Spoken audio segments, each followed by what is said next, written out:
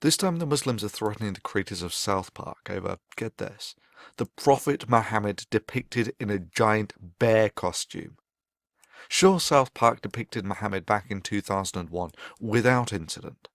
Then about 4 years later on came the Danish cartoon incident, where the Islamic nations decided that their Dark Age laws about anyone who draws the Prophet Muhammad should be put to death should be enforced on the rest of the world, and in the ensuing tantrum over 100 people died worldwide.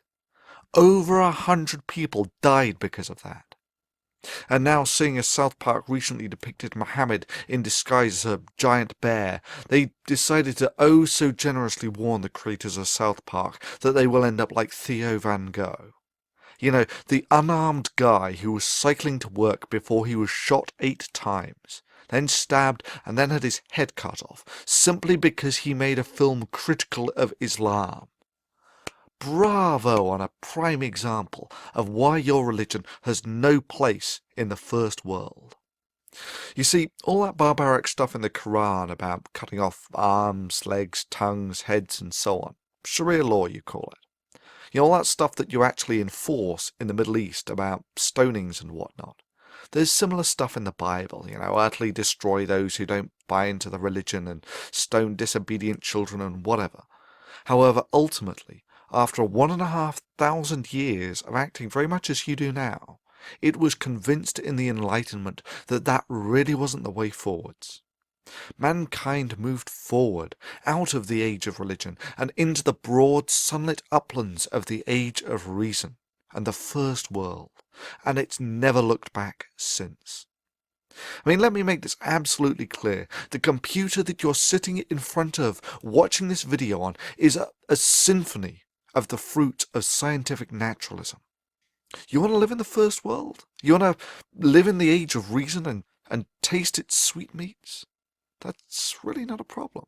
But like every other religion, you can check your Iron Age baggage at the door, or else go back to the Dark Ages and live in that time warp called the Middle East, where the only glimmers of lights that permeate that dark, dingy human backwater is what spills over from your enlightened neighbours who have not shackled their minds to ignorance. Your alternative is to fight. The only way the nation that has lived in the Dark Ages for 800 years can, by terrorism. We're commanded to terrorize the disbelievers. And this is a religion, like I said. You're commanded to terrorize the disbelievers? The Quran says very clearly in the Arabic language, Torhibuna. This means terrorize them. It's a command from Allah. You know, like that Van Gogh guy you killed. Yeah, stabbing and shooting an unarmed man. Yeah, that's a showcase of the virtues of Islam. Such divine inspired courage. After all, there's no better way of showing that yours is the religion of peace and enlightenment than by shooting and stabbing an unarmed man, and then threatening others with the same fate. And yet, of course, the criticism of the moderate Muslims was conspicuous only by its absence, and that really does speak volumes of their attitude to these acts.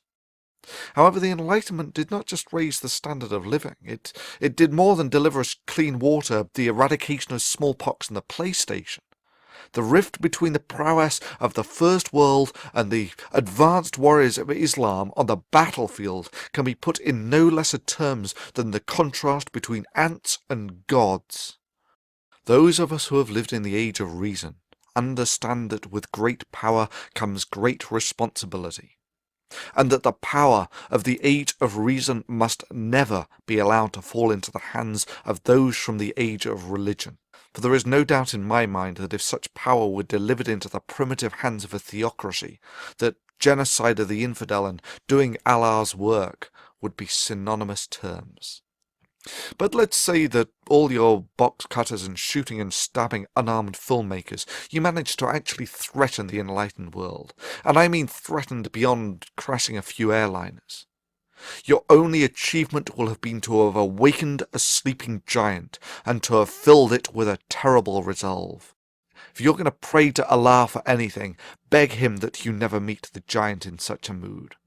For your continued existence is entirely at the discretion and goodwill of the giant, and that it is all that stands between you being granted continued existence and you receiving yourself the self-same judgment that you would so zealously impose on the rest of the world if only you had the power.